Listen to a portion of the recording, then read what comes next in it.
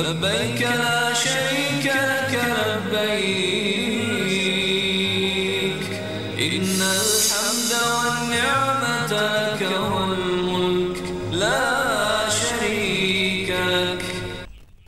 أذنا في كل أمة رسولا أن اعبدوا الله واجتنبوا الطاغوت، أن اعبدوا الله واجتنبوا الطاغوت. وهذا الدين الذي دعت إليه الرسل مبني على أن الله واحد في ربوبيته وملكه لا شريك له، وواحد في أسمائه وصفاته لا شريك له في ذلك ولا نظير له، وواحد في ألوهيته فلا ند له ولا معبود سواه. أيها المسلمون، إنه يجب على المسلم أن يسبغ حياته كلها بتوحيد الله في أقواله وأفعاله وتصرفاته وكل أحواله. قال الله جل وعلا: قل إن صلاتي ونسكي ومحياي ومماتي لله رب العالمين لا شريك له.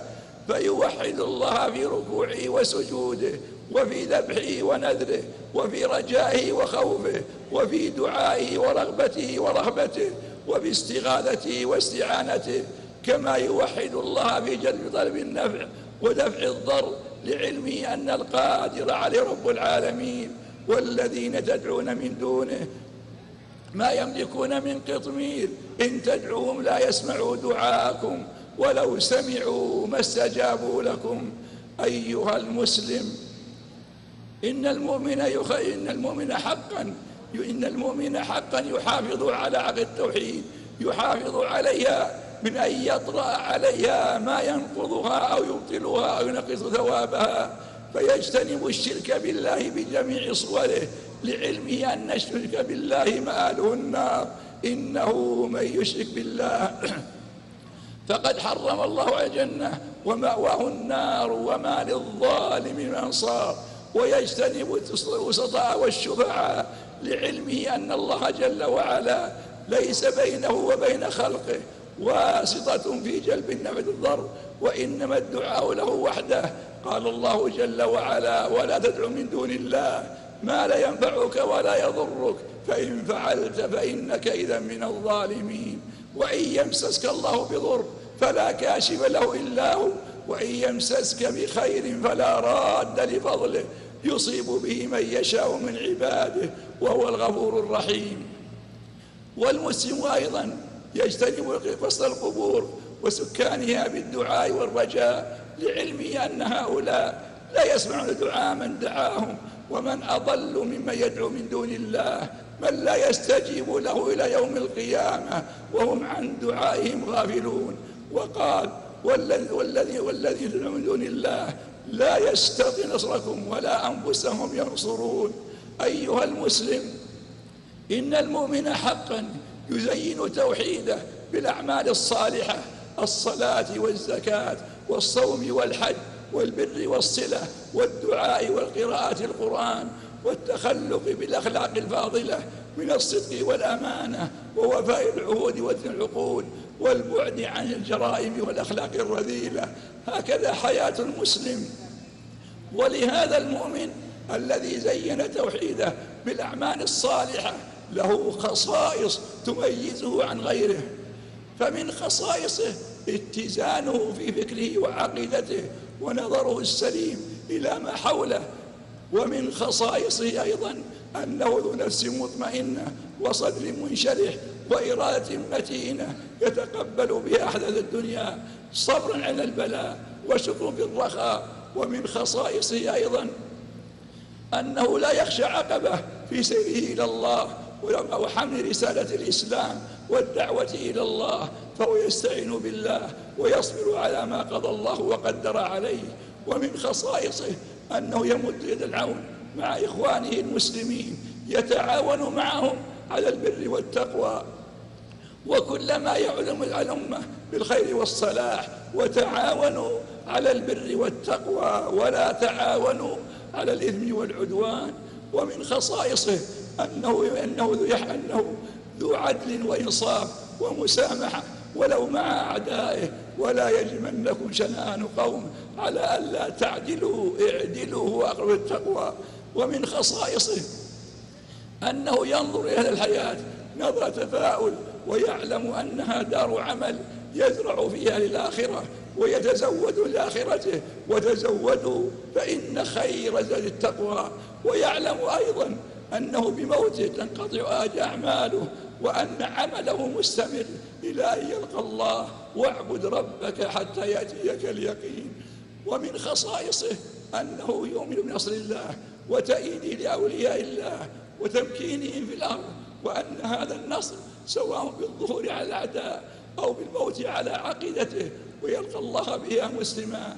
إنا لننصر رسلنا والذين آمنوا في الحياة الدنيا ويوم يقوم الأشهاد. ومن خصائصه أنه يوالي إخوانه المسلمين ويسعى في جمع كلمتهم وتوحيد صفوفهم. ومن أخلاقه وخصائصه تحكيمه كتاب الله وسنة رسوله صلى الله عليه وسلم في القليل والكثير، وأنه لا يقدم رأيا من الآراء على ما دل الكتاب والسنة عليه. قال الله جل وعلا: فلا وربك لا يؤمنون حتى يحكموك فيما شجر بينهم ثم لا يجدوا في أنفسهم حرجا مما قضيت ويسلموا تسليما. ومن خصائصه أنه على يقين أن كل داع إلى الله لا بد أن يعتن في نفسه وماله وولده، فهو صابر على كل البلايا لعلمه أنها تمحص الذنوب وترقى بالعبد إلى درجة العلا. وما فهم حسبتم أن تدخلوا الجنة ولما يأتكم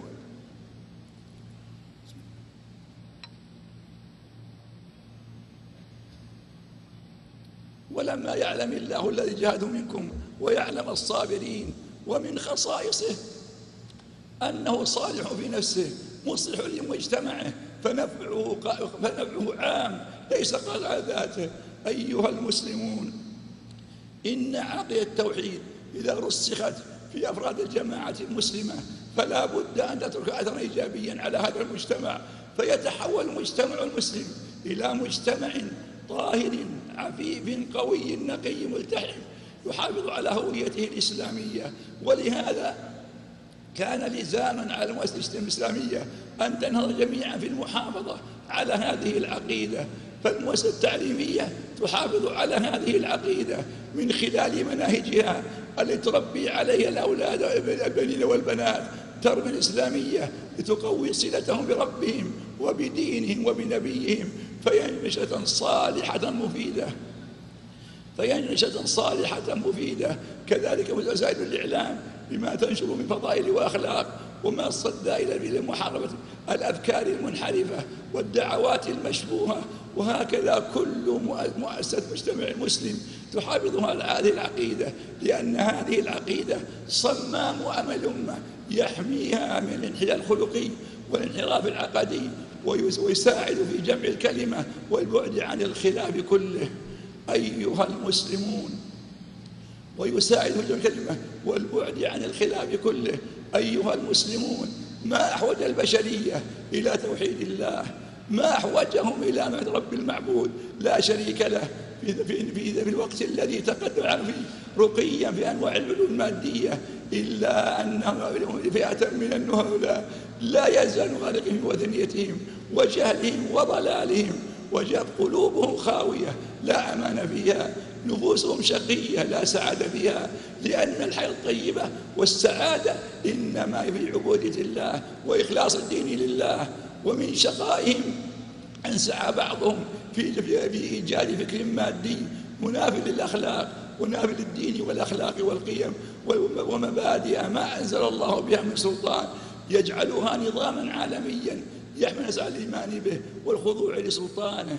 والحق الذي لا شك فيه أن الدين الذي يجب على البشرية أن تؤمن به وتؤمن به وتلتزم سلطانه هو الدين الذي بعث الله به عبده ورسوله محمد صلى الله عليه وسلم ليكون دستور العالم أجمعين. وما أرسلناك إلا كافة للناس بشيرا ونذيرا ولكن أكثرهم لا يعلمون. وهو الحق الذي لا حق سواه، ومن يبتغي غير الإسلام دينا فلن يقبل منه وهو في الآخرة من الخاسرين. ولهذا الدين المحفوظ بحفظ الله من التحريف والتبديل خصائص تميزه على الأديان المحرفة المبدلة المغيرة. فمن خصائصه تصديقه برسالات جميع الأنبياء ومحافظة على أصول عقيدتهم وثوابت شريعتهم. قال الله تعالى: قل آمنا بالله وما أنزل إلينا وما أنزل إلى إبراهيم وإسماعيل وإسحاق ويعقوب والأسباط وما أوتي موسى وعيسى وما أوتي النبيون من ربهم لا نفرق بين أحد منهم ونحن له مسلمون. ومن خصائصه أيضا إلغاء العنصرية، لا في اللون ولا في اللغة ولا في الجنس ولا في القبيلة، بل الناس سواء، أكرمهم عند أتقاهم، أكرمهم عند الله أتقاهم، إن أكرمكم عند الله أتقاكم أيها المسلمون. ومن خصائص هذا الدين جمع بين عمار الدنيا وصلاح الآخرة، فهو كما يصلح دنياه ويصلح آخرته فلا تناقض بالأمرين. ومن خصائصه أنه يرفع صاحبه إلى المستوى الأعلى بالتهذيب الخلقي والروحي. ومن خصائصه أنه دين الرحمة والإحسان والمسامحة، فنبي الرحمة وما أرسلناك إلا رحمة للعالمين. ومن خصائصه أنه دين العدل فيرفض الظلم بجميع صوره. إن الله يأمر بالعدل والإحسان، إن الله يأمر بالعدل والإحسان. وهذا الدين الحق هو الدين الذي يجب الشعوب أن تخضع له بسلطانه وتنضوي تحت عدله وإحسانه ورحمته لتتمتع بحقوقها الإنسانية التي ضمنها لها الشرع الكريم. أيها المسلمون، إن من لازم بالله تعظيم أنبياء الله عليهم السلام والإيمان بهم، وأن الله أرسلهم حجة للعالمين رسلا مبشرين ومنذرين لئلا يكون للناس على الله حجة بعد الرسل. وعلى رأسهم سيدهم وأكملهم وأفضلهم محمد صلى الله عليه وسلم، فإن إجلاله وتوقيره ونصرته من شعبة من شعب الإيمان لتؤمنوا بالله ورسوله وتعزروه وتوقروه. وقال: فالذين آمنوا به وعزروه ونصروه واتبعوا النور الذي معه واتبعوا النور الذي أنزل معه أولئك هم المفلحون. وبعكس ذلك المستهزئ به واستغنى به من أناس انتكس فطرهم وخبطت طويتهم ودنت نفوسهم، يعيشون حياة البهيمية، عقول مختلة وأفكار منحرفة، وإن زعموا العلم والتقدم. أيها المسلمون، إن من لازم الإيمان بالله أن تكون شريعة الإسلام مصدرا لأنظمة الأمة الإسلامية في سياسة الداخلية والخارجية واقتصادية والتعليمية، وأن الشريعة حاكمة على جميع شؤون الحياة صالحة لكل زمان ومكان، والذي يلزم الناس بها ويستخطوا، ولا يجوز معارضتها بأي تشريع مهما كان مصدره، ولا أن تكون أصول دينها وأحكامها القطعية مجال للنقد وأخذ آراء الناس حولها، بل إذا جاء شرع الله بطل ما سواه. وما كان لمؤمن ولا مؤمنة إذا قضى الله ورسوله أمرا أن يكون خير من أمرهم، وشرذمة من البشر طعن في هذا الدين بحجج واهية وشعارات زائفة. قالوا طعنوا في مسلماته وثوابته بدعوى حرية الفكر والرأي، زعموا أن الدين لا يصلح لهذه الحياة لاختلاف الأحوال، اعترضوا على القصاص والحدود بأنها تنافي حقوق الإنسان، واعترضوا على إكرام المرأة ورفع منزلتها وحمايتها من كل الرذائل بأن هذه تنافي التساوي بالجنسين، وزعموا أن الأمة الإسلامية إذا حكمت الشريعة انزوت عن الدول الراقية وتقوقعت في نفسها، هكذا زعموا، وسمحوا لأنفسهم بالطعن في الدين وتأويل نصوصه، وزعموا أن هذا هو الرقي. ولا شك أن هذه باطلة، والدعاوى اليائسة إنما هي جزء من الحملات التي شنها أعداء الإسلام ضد هذه الأمة لتغيير إبعادها عن دينها وطمس هويتها وتغريب مجتمعاتها، وتجر عليها من أنواع التبعية والذل ما لا يخفى. أمة الإسلام، إنه لن يصلح آخرها الأمة إلا بما أصلح به أولها، وإن أول هذه الأمة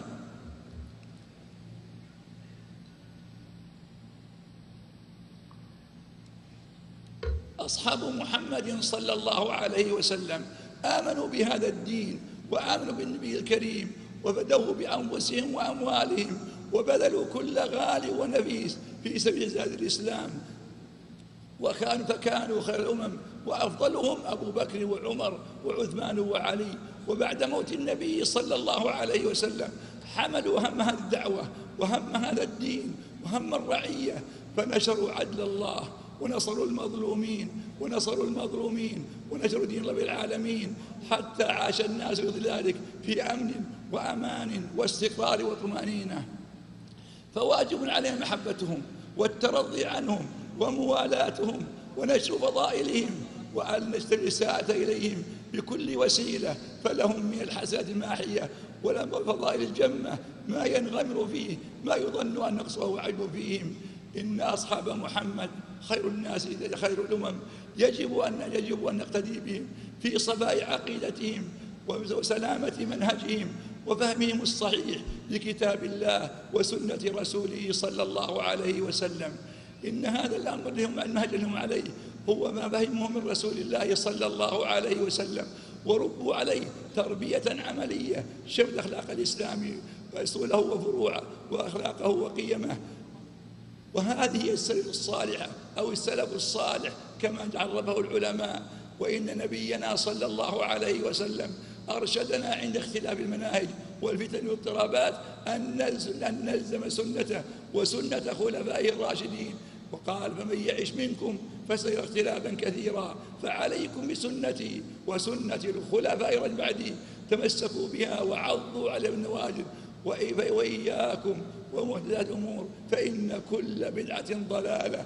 فالسلفية ليست دين جديد ولا منهج مبتدعة، ولكنها امتداد لفهم الصحابة لكتاب الله وسنة رسوله وتفسير الوحيين والعمل بهما، فرضي الله عن الجميع.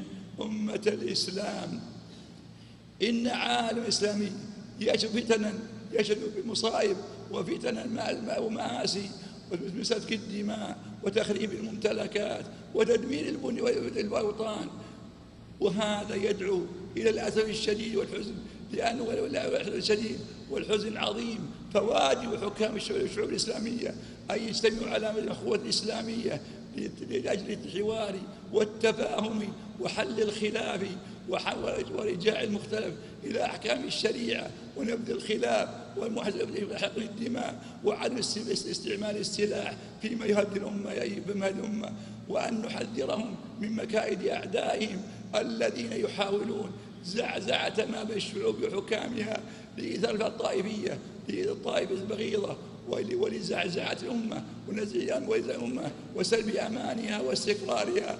فالحذر من مكائد أعدائها.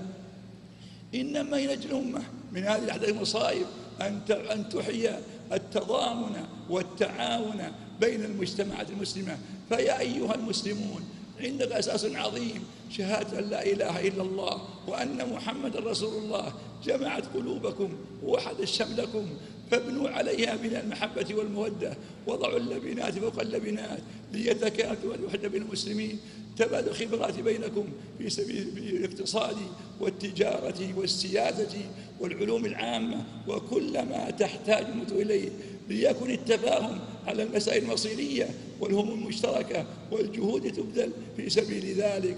أيها المسلمون، يحقق هذا للمسلمين أمرين عظيمين: أمرا سياسيا وهو قدرة الحكام المسلمين وشعوبها على أن يديروا بلادهم بمحض إرادتهم من غير إملاءات خارجية، وبالاقتصاد أن يزيد معدل الإنتاج ويسير الخير.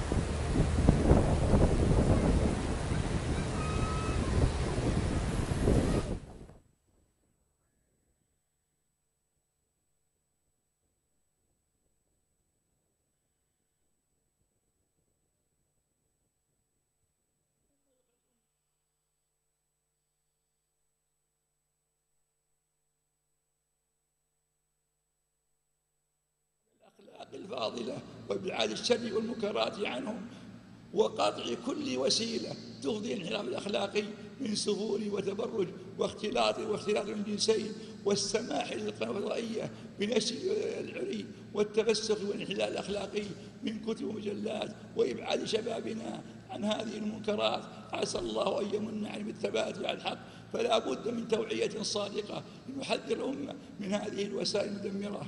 أمة الإسلام، إن المال عصب الحياة وتقدمها وحل مشاكلها، فعلى أرباب الثروات وعلى صناع القرار أن يرشد الأمة إلى أن تصرف هذه الأموال في مشاريع داخل البلاد الإسلامية لتقوية اقتصادها وتهيئ فرصة لشبابها، وأن نعلم أن هناك أموال مودعة لبعض أبناء المسلمين في غير الإسلام في غير البلاد الإسلامية مما ساعد على نمو اقتصادها وتقدمها.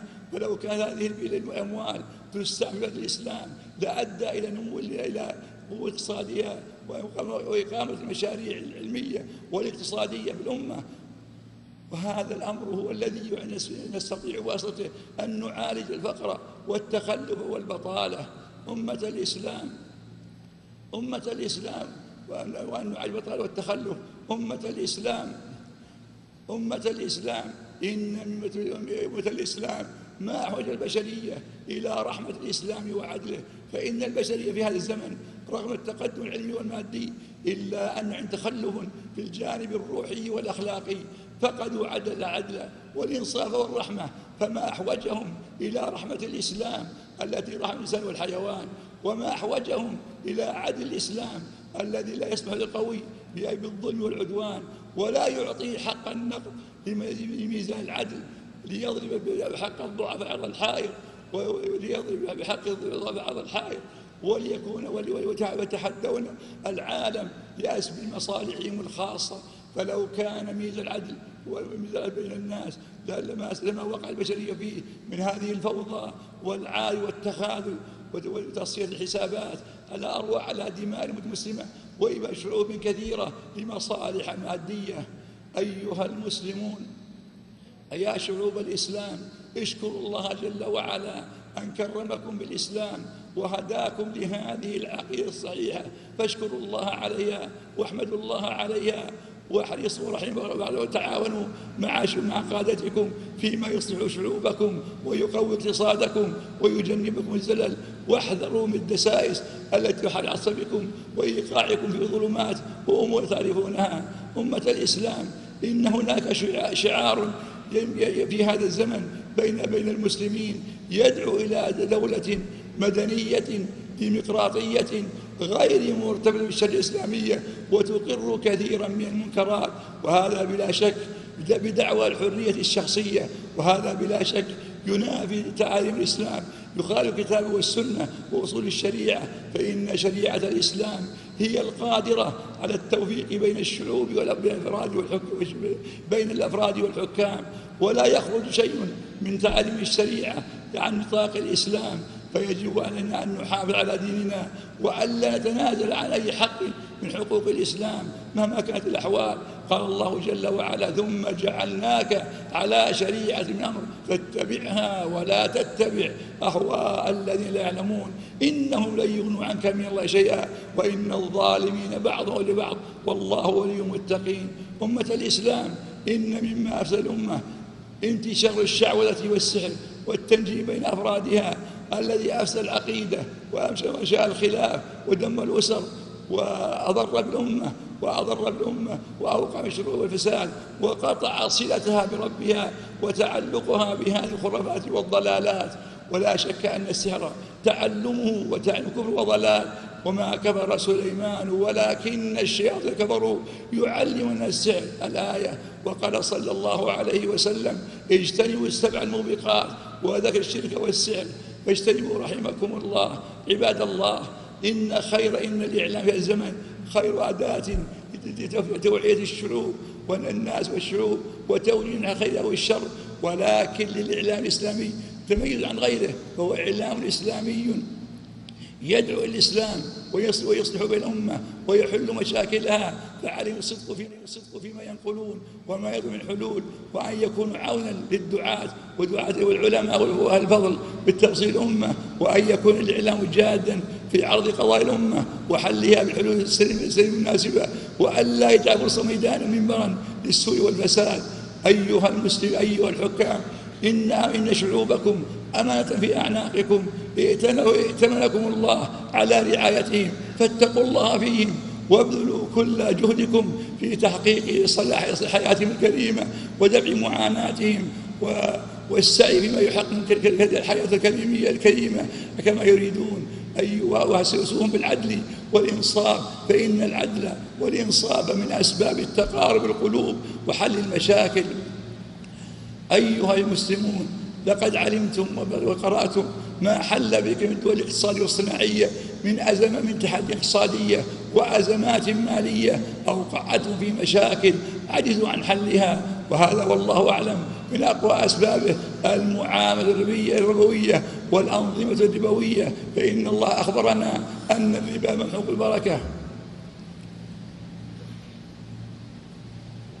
يمحق الله الربا ويربي الصدقات، فعلى المسلمين جميعا يعتنوا بأنفسهم ويخلصوا اقتصادهم من الربا بجميع أنواعه، فإن هذا خير وبركة. شباب، أيها الشاب المسلم، تحمل قوة جسمية وقدرة جسمية وقوة ثقافية وعواطف جياشة، فاتق الله واستعملها في طاعة الله، ولتكن لك شخصية متميزة، شخصية بالتمسك بالدين والدعوة إليه، واحذر التميع وتقليد الآخرين. أيها الآباء والأمهات، نحن في زمن كثرت فيه المغريات وأنواع الفتن التي صرفتنا عن دين الله وأفسد أخلاقهم وشغلتهم بالضار، فعلى العلماء وعلى الآباء والأمهات وعلى العلماء وعلى المربين ومراكز التربية أن يحولوا بالأمة، أن يبصروا الأمة ويحذروها من هذه الوسائل المدمرة وآثارها السيئة التي لا خير فيها. أيها الدعاة إلى الإسلام، أيها الدعاة والعلماء، اتقوا الله بأنفسكم واعلموا أن الله شرفكم بالدعوة إليه، فاقبلوا هذه البشرى. إن الله يقول: ومن أحسن قولا ممن دعا إلى الله وعمل صالحا وقال إنني من المسلمين. والله يقول: ولتكن من أمة يدعون إلى الخير ويأمر بالمعروف وينهون عن المنكر وأولئك هم المفلحون. ادعوا إلى الله دعوة صادقة، ادعوا إلى الله بمنهج واضح، في ظاهره وباطنه، اقتدوا بأنبياء الله ورسله، فإنهم دعوا قومهم إلى دعوة صادقة وفيما قوم أعداء وفيما قومهم منهم، ولكن الشقاء يغلب على من شاء، ولكن الشقاء يغلب على كثير من الناس فيحول بينهم وبين الهدى والتقوى. ألم تسمعوا إلى أنبياء الله يقول قوم هود: أجئتنا لنعبد الله وحده ونذر ما كان يعبد آباؤنا. فعلموا هود أنه جاءهم بعبادة الله وحده لا شريك له. ويقول قوم صالح لصالح: قد كنت فينا مرجوا قبل هذا، أتنهانا أن نعبد ما يعبد آباؤنا وإننا لفي شك مما تدعون مريب. ويقول قوم لوط عليه السلام: أخرجوا آل لوط من قريتكم إنهم أناس يطهرون. ويقول قوم شعيب أصل قوم شعيب لشعيب: أصلاتك تأمرك أن نعبد أن نترك أن نعبد، أصلاتك تأمرك أن نترك، أصلاتك تأمرك أن نترك، أصل تأمرك أن قال شعيب: أصل تأمرك نترك ما يعبد آباؤنا أو أن نفعل في أموالنا ما نشاء إنك لأنت الحليم الرشيد. وأبو الخليل يقول: أيها المسلمون، ومحمد صلى الله عليه وسلم كان واضحا في منهج دعوته إلى الله، واضحا جليا يعرف قومه من ذلك. قال الله جل وعلا: فإنهم لا يكذبونك ولكن الظالمين بآيات يجحدون. ومحمد صلى الله عليه وسلم دعا إلى لا إله إلا الله لإخلاص الدين لله وإلى الأخلاق الكريمة. يسأل أبا سفيان عن دعوة محمد صلى الله عليه وسلم قائل له: ماذا يأمركم؟ قال: يقول: اعبدوا الله لا تشركوا به شيئا ودعوا ما كان عليه آباؤكم. ويأمرنا بالصلاة والزكاة والصدق والعفاف والصلة. قال: أيكذب؟ قال: ما جرب الكذب قط. هكذا محمد صلى الله عليه وسلم. دعاة الإسلام، ادعو إلى منهج قويم، إلى منهج واضح في أحواله كلها، وإياكم الدعوات المشبوهة المغلفة التي لا يدرى ما وراءها، تلك الدعوات التي لا يعلم حقيقتها إلا رموزها، وسائر الناس لا يدرون عنها، مخفين عن الأمور. دعوة سياسية مغلفة لا تهدي الدين ولا التقوى، دعوة تتوزق ولا تجمع، وتوحد وتفرق ولا توحد. نحن دعوة تجمع ولا تفرق، وتوحد ولا تمزق. إن الدعوة الصادقة هي الواضحة في مناهجها وتعاليمها، لا دعوة مغلفة لها صور ظاهرة وباطنة. نريدها دعوة صادقة لا حزبية وتجمعات، نريدها دعوة إسلامية قائمة على النهج القويم الذي بعث الله به خاتم الأنبياء والمرسلين. حجاج بيت الله الحرام، اشكروا الله أن هيأ لكم وصول بيته الحرام وأعانكم على ذلك. حللتم بديار المقدسة وها أنتم في عرفات متظاهرين بمظهر التوحيد في أنكم تعبدون ربا واحدا وتنتسبون إلى دين واحد وكلمتكم لا إله إلا واحدة، واقتداءكم بنبيكم محمد صلى الله عليه وسلم، بمحمد صلى الله عليه وسلم وأداكم لهذا الكل العظيم. وأنتم تنتسبون إلى أمة واحدة تجمعها عقيدة الإسلام وأخوة الإيمان. فاحذروا الشعارات، فاحذروا الهتافات الوطنية والشعارات القومية والرايات العصبية. نحن في بلد الله الحرام في تكبير وذكر وطاعة لله.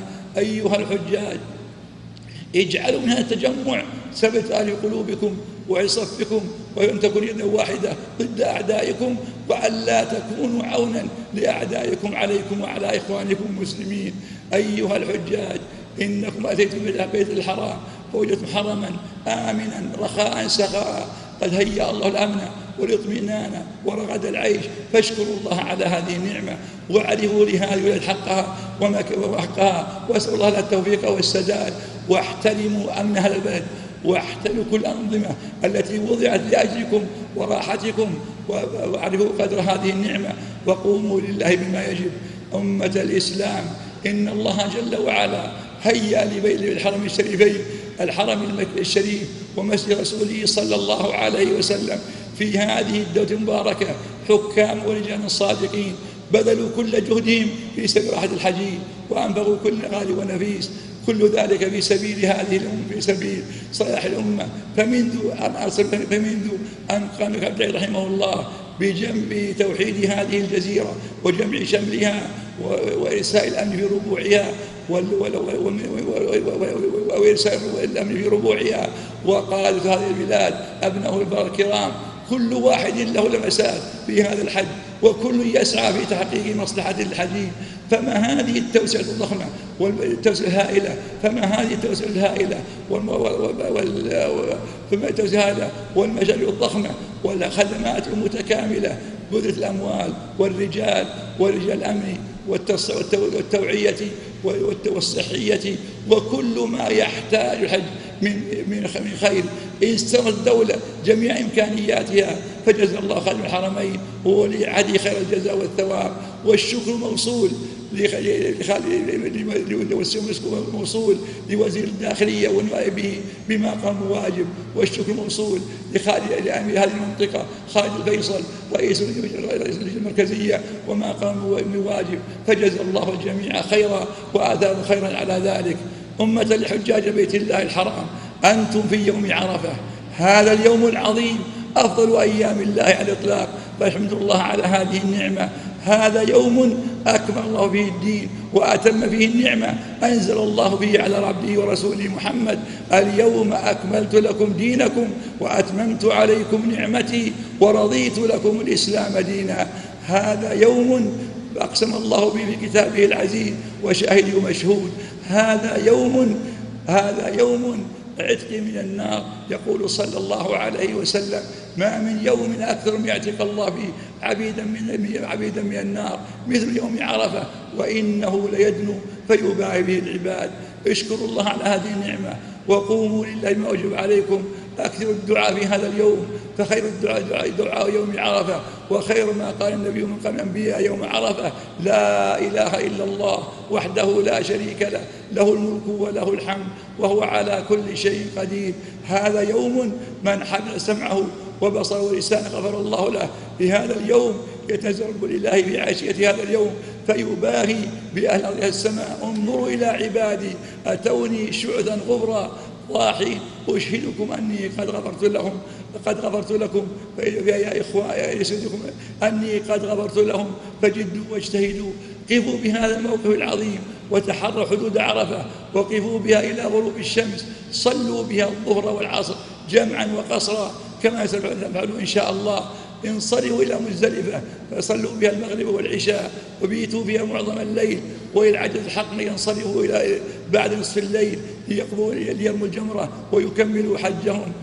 أيها الحاج الكريم، اتق الله في نسكك وأديها كما أمرك الله به. قف بعرفة، بت من مزدلفة، ارمي جمع العقبة، احلق أو قصر رأسك، طوف بالبيت واسعى بين الصفا والمروة، ارمي بت بينا وارمي الجمار في اليوم 11 والثاني عشر إن تعجلت، وانصرف إن تعجلت، أو اليوم 13 إن تأخرت. أيها الحجاج الكرام، أوصيكم ونفسي بتقوى الله، أوصيكم بتقوى الله. حافظوا على هذه الصلاة الخمس فإنها عمود الإسلام والركن الثاني من أركان الإسلام. حافظوا عليها في أوقات جماعة، واعلموا أن من ضيعها أو فرط فيها يخشى ألا يقبل عمله. فيا أيها الحاج، ائتوا إلى الله في هذا اليوم من جميع الذنوب، إن كنت ظلمت العباد في دمائهم أو أموالهم وأعراضهم فتوب إلى الله. توب إلى الله من جميع سيئاتك وخطاياك مهما كثرت وما تعظمت. قل يا عبادي الذين أسرفوا على أنفسهم لا تقنطوا من رحمة الله، إن الله يغفر الذنوب جميعا إنه هو الغفور الرحيم. والله يقول: وهو الذي يقبل التوبة عن عباده ويعفو عن السيئات ويعلم ما تفعلون. قوموا لله واستجيبوا لدين الله وأدوا ما أوجب الله عليكم، وتوبوا إلى الله من سيئات أقوالكم وأعمالكم لعلكم تفلحون. اللهم أنت الله لا إله إلا أنت، نسألك بأسمائك الحسنى وصفاتك العليا أن توفق المسلمين طاعتك. اللهم اغفر للمسلمين، اللهم اغفر للمؤمنين والمؤمنات والمسلمين والمسلمات، وألف بين قلوبهم وأصلح ذات بينهم، وانصرهم على عدوك وعدوهم، واهدهم سبل السلام، وأخرجهم من الظلمات إلى النور. اللهم اجعل حجنا مبرورا وسعينا مشكورا وذنبنا مغفورا يا أرحم الراحمين يا أكرم الأكرمين. اللهم وفق إمامنا إمام المسلمين عبد الله من كل خير، اللهم سدد في أقواله وأعماله، وأمده بالصحة والسلامة والعافية، ووفقه لما تحبه وترضاه. اللهم وفقه لعهده سلم بعد كل خير، وسدده في أقواله وأفعاله. اللهم آمن في أوطاننا وأصل ولاة أمرنا، ووفق المسلمين لطاعتك. اللهم ارفع البلاء عن المظلومين، اللهم ارفع البلاء عن المظلومين، وانصر على من بغى عليهم، إنك على كل شيء قدير. ربنا اغفر لنا ولإخواننا سبقونا بالإيمان، ولا تجعل في قلوبنا غلا للذين آمنوا، ربنا إنك رؤوف رحيم. ربنا آتنا في الدنيا حسنة وفي الآخرة حسنة وقنا عذاب النار. عباد الله، إن الله يأمر بالعدل والإحسان وإيتاء ذي القربى وينهى عن الفحشاء والمنكر والبغي يعظكم لعلكم تذكرون. فاذكروا الله العظيم يذكركم، واشكروه على عموم نعمه يزدكم، ولذكر الله أكبر والله يعلم ما تصنعون. الله أكبر الله أكبر الله أكبر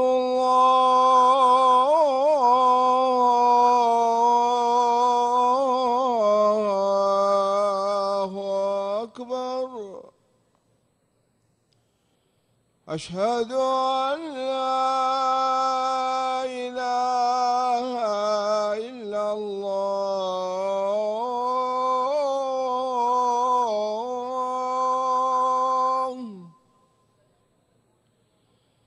أشهد أن لا إله إلا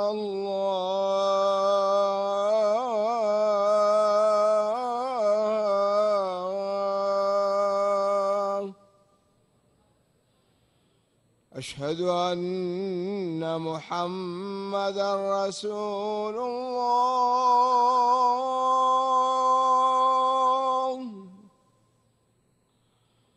أشهد أن محمدًا رسول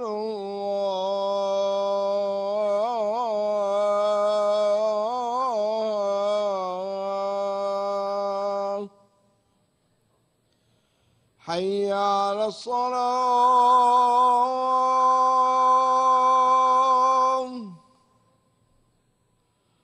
حي على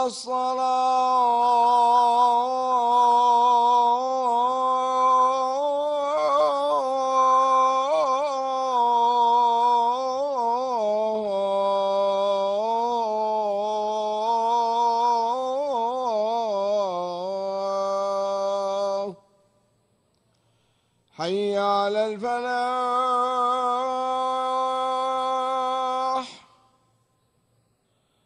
حي على الفلاح.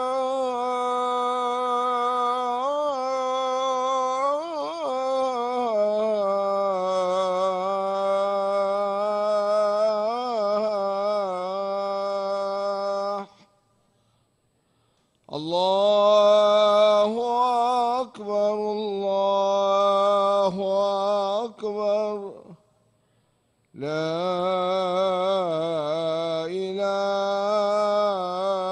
إله إلا الله.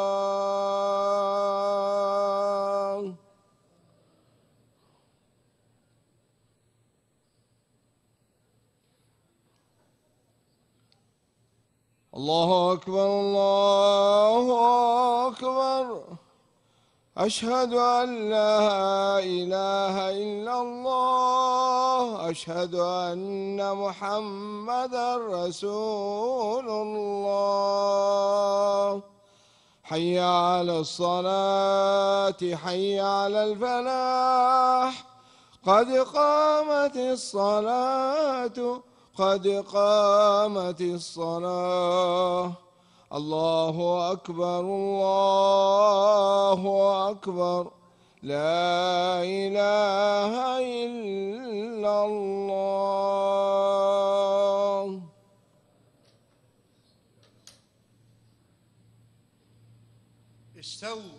استووا الله أكبر الله أكبر.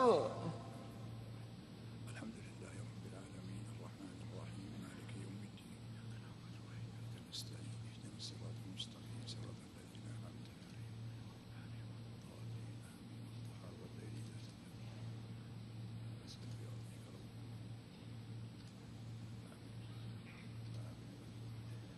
الله أكبر الله أكبر.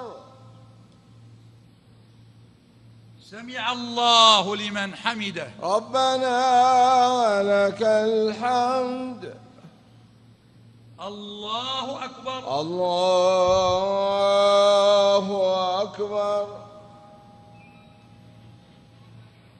الله أكبر الله أكبر الله أكبر الله أكبر الله أكبر الله أكبر.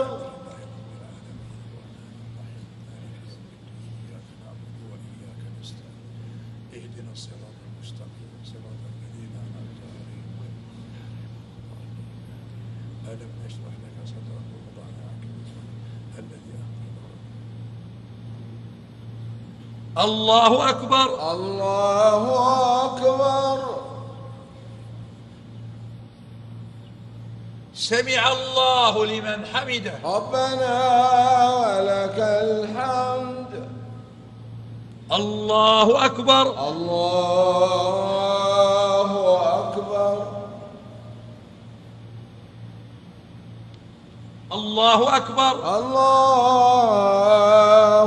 أكبر الله أكبر الله أكبر الله أكبر الله أكبر.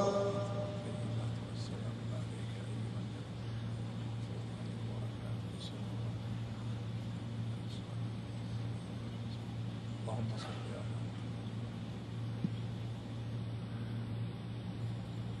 على السلام عليكم ورحمة الله. السلام عليكم ورحمة الله. السلام عليكم ورحمة الله. السلام عليكم ورحمة الله. الله أكبر الله أكبر. أشهد أشهد أن لا إله إلا الله أشهد أن محمدا رسول الله حي على الصلاة حي على الفلاح قد قامت الصلاة قد قامت الصلاة الله أكبر الله أكبر لا إله إلا الله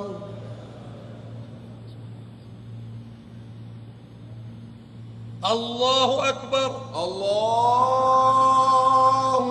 أكبر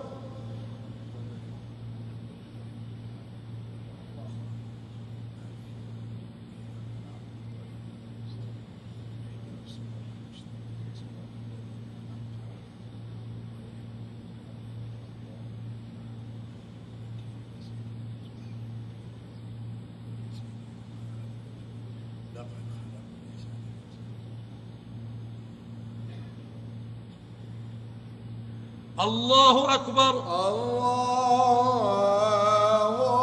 أكبر سمع الله لمن حمده ربنا لك الحمد الله أكبر الله أكبر الله أكبر الله الله أكبر الله أكبر الله أكبر الله أكبر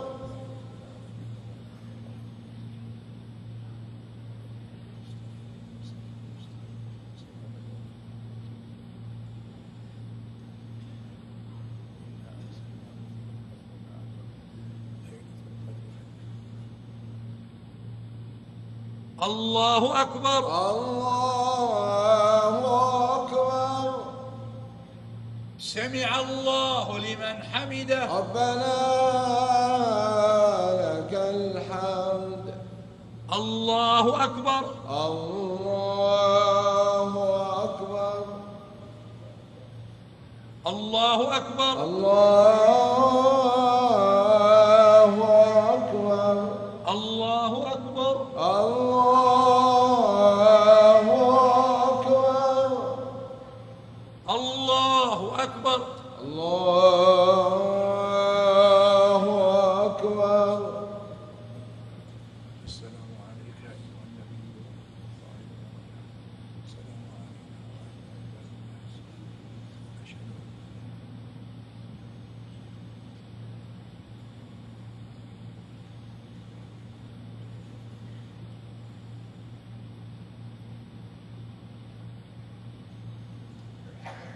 السلام عليكم ورحمة الله السلام عليكم ورحمة الله السلام عليكم ورحمة الله السلام عليكم ورحمة الله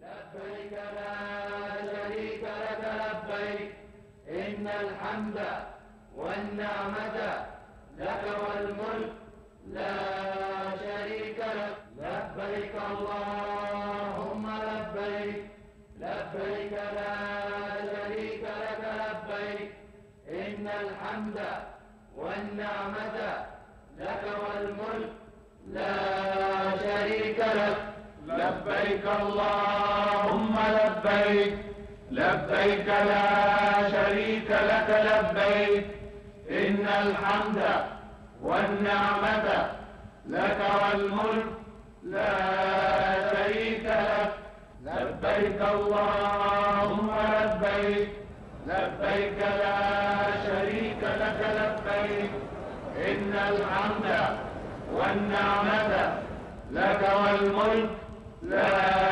شريك لك لبيك اللهم لبيك لبيك لا شريك لك لبيك إن الحمد والنعمة لك والملك لا شريك لك لبيك اللهم لبيك لبيك لا شريك لك لبيك إن الحمد والنعمة لك والملك لا شريك لك لبيك اللهم لبيك لبيك لا شريك لك لبيك إن الحمد والنعمة لك والملك لا شريك لك لبيك اللهم لبيك لبيك لا شريك لك لبيك إن الحمد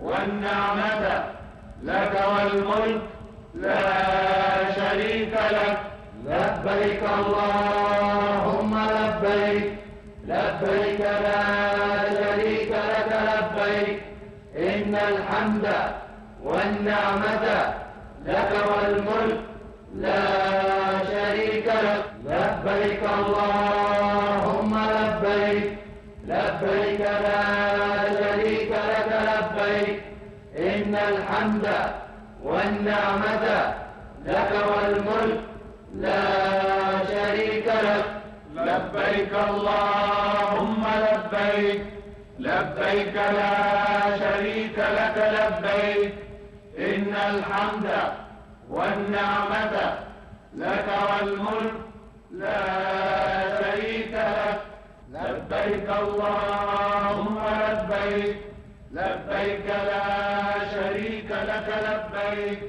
إن الحمد والنعمة لك والملك لا شريك لك لبيك اللهم لبيك لبيك لا شريك لك لبيك إن الحمد والنعمة لك والملك لا شريك لك لبيك اللهم لبيك لبيك لا شريك لك لبيك إن الحمد والنعمة لك والملك لا شريك لك لبيك اللهم لبيك لبيك لا شريك لك لبيك إن الحمد والنعمة لك والملك لا شريك لك لبيك اللهم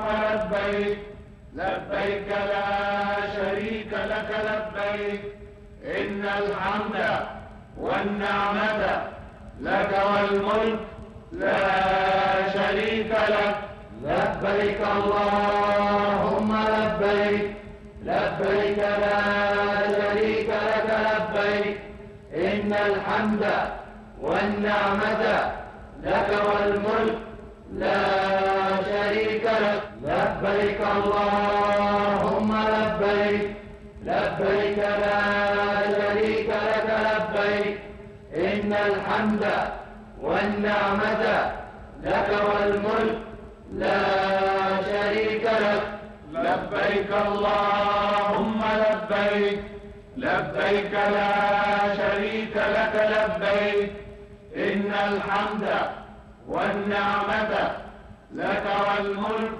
لا شريك لك لبيك اللهم لبيك لبيك لا شريك لك لبيك إن الحمد والنعمة لك والملك لا شريك لك لبيك اللهم لبيك لبيك لا شريك لك لبيك إن الحمد والنعمة لك والملك لا شريك لك لبيك اللهم لبيك لبيك لا شريك لك لبيك إن الحمد والنعمة لك والملك لا شريك لك لبيك اللهم لبيك لبيك لا شريك لك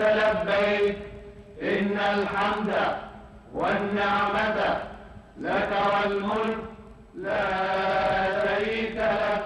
لبيك اللهم لبيك، لبيك لا شريك لك لبيك، إن الحمد والنعمة لك والملك لا شريك لك. لبيك اللهم لبيك، لبيك لا شريك لك لبيك، إن الحمد والنعمة لك والملك لا شريك لك. لبيك اللهم لبيك، لبيك لا شريك لك لبيك، إن الحمد والنعمة لك والملك لا شريك لك. لبيك اللهم لبيك، لبيك لا شريك لك لبيك، إن الحمد والنعمة لك والملك لا شريك لك. لبيك اللهم لبيك، لبيك لا شريك لك لبيك، إن الحمد والنعمة لك والملك لا شريك لك.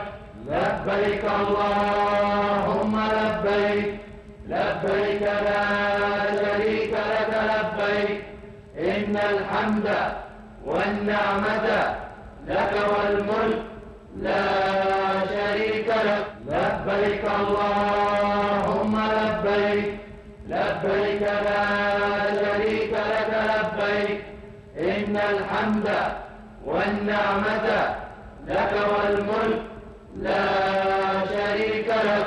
لبيك اللهم لبيك، لبيك لا شريك لك لبيك، إن الحمد والنعمة لك والملك لا شريك لك. لبيك اللهم لبيك، لبيك لا شريك لك لبيك، إن الحمد والنعمة لك والملك لا شريك لك. لبيك اللهم لبيك، لبيك لا شريك لك لبيك، إن الحمد والنعمة لك والملك لا شريك لك. لبيك اللهم لبيك، لبيك لا شريك لك لبيك، إن الحمد والنعمة لك والملك لا شريك لك. لبيك اللهم لبيك، لبيك لا شريك لك لبيك، إن الحمد والنعمة لك والملك لا شريك لك. لبيك اللهم لبيك، لبيك لا شريك لك لبيك، إن الحمد والنعمة لك والملك لا شريك لك. لبيك اللهم لبيك، لبيك لا شريك لك لبيك، إن الحمد والنعمة لك والملك لا شريك لك. لبيك اللهم لبيك، لبيك لا شريك لك لبيك، إن الحمد والنعمة لك والملك لا شريك لك.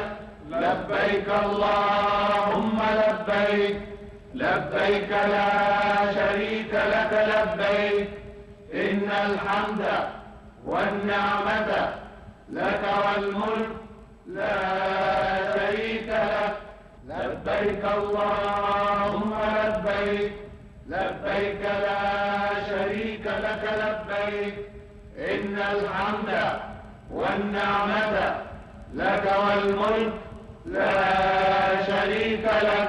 لبيك اللهم لبيك، لبيك لا شريك لك لبيك، إن الحمد والنعمة لك والملك لا شريك اللهم لبيك لبيك لا شريك لك لبيك إن الحمد والنعمة لك والملك لا شريك لك لبيك اللهم لبيك لبيك لا شريك لك لبيك إن الحمد والنعمة لك والملك لا شريك لك لبيك اللهم لبيك لبيك لا شريك لك لبيك إن الحمد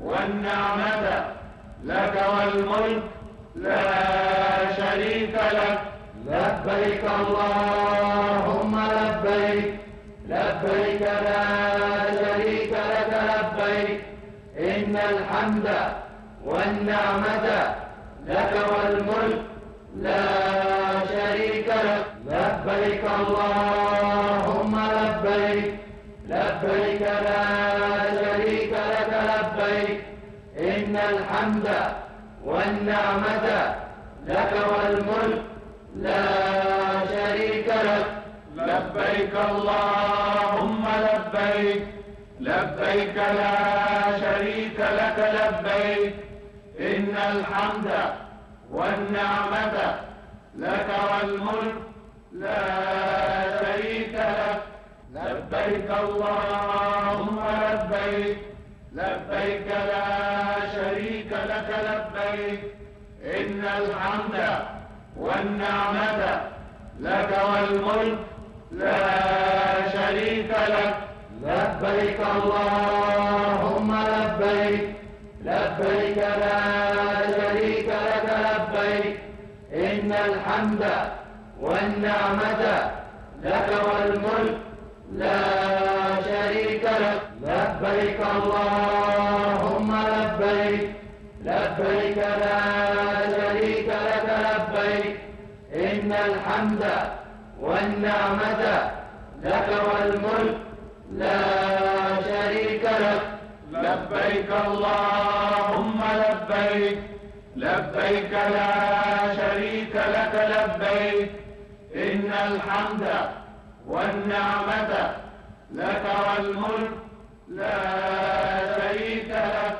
لبيك اللهم لبيك لبيك لا شريك لك لبيك إن الحمد لك والملك لا شريك لك لبيك اللهم لبيك لبيك لا شريك لك لبيك إن الحمد والنعمة لك والملك لا شريك لك لبيك اللهم لبيك لبيك لا شريك لك لبيك إن الحمد والنعمة لك والملك لا شريك لك لبيك اللهم لبيك لبيك لا شريك لك لبيك إن الحمد والنعمة لك والملك لا شريك لك لبيك اللهم لبيك لبيك لا شريك لك لبيك إن الحمد والنعمة لك والملك لا شريك لك لبيك اللهم لبيك لبيك لا شريك لك لبيك إن الحمد والنعمة لك والملك لا شريك لك لبيك اللهم لبيك لبيك لا شريك لك لبيك إن الحمد والنعمة لك والملك لا شريك لك لبيك اللهم لبيك لبيك لا شريك لك لبيك إن الحمد والنعمة لك والملك لا شريك لك لبيك اللهم لبيك لبيك لا شريك لك لبيك إن الحمد والنعمة لك والملك لا شريك لك. لبيك اللهم لبيك لبيك لا شريك لك لبيك إن الحمد والنعمة لك والملك لا شريك لك. لبيك اللهم لبيك لبيك لا شريك لك لبيك إن الحمد والنعمة لك والملك لا شريك لك. لبيك اللهم لبيك لبيك لا شريك لك لبيك إن الحمد والنعمة لك والملك لا شريك لك. لبيك اللهم لبيك لبيك لا شريك لك لبيك إن الحمد والنعمة لك والملك لا شريك لك. لبيك اللهم لبيك لبيك لا شريك لك لبيك إن الحمد والنعمة لك والملك لا شريك لك. لبيك اللهم لبيك لبيك لا شريك لك لبيك إن الحمد والنعمة لك والملك لا شريك لك. لبيك اللهم لبيك لبيك لا شريك لك لبيك إن الحمد والنعمة لك والملك لا شريك لك. لبيك اللهم لبيك لبيك لا شريك لك لبيك إن الحمد والنعمة لك والملك لا شريك لك. لبيك اللهم لبيك لبيك لا شريك لك لبيك إن الحمد والنعمة لك والملك لا شريك لك. لبيك اللهم لبيك لبيك لا شريك لك لبيك إن الحمد والنعمة لك والملك لا شريك لك. لبيك اللهم لبيك لبيك لا شريك لك لبيك إن الحمد والنعمة لك والملك لا شريك لك. لبيك اللهم لبيك لبيك لا شريك لك لبيك إن الحمد والنعمة لك والملك لا شريك لك. لبيك اللهم لبيك لبيك لا شريك لك لبيك إن الحمد والنعمة لك والملك لا شريك لك. لبيك اللهم لبيك لبيك لا شريك لك لبيك إن الحمد والنعمة لك والملك لا شريك لك. لبيك اللهم لبيك لبيك لا شريك لك لبيك إن الحمد والنعمة لك والملك لا شريك لك. لبيك اللهم لبيك لبيك لا شريك لك لبيك إن الحمد والنعمة لك والملك لا شريك لك. لبيك اللهم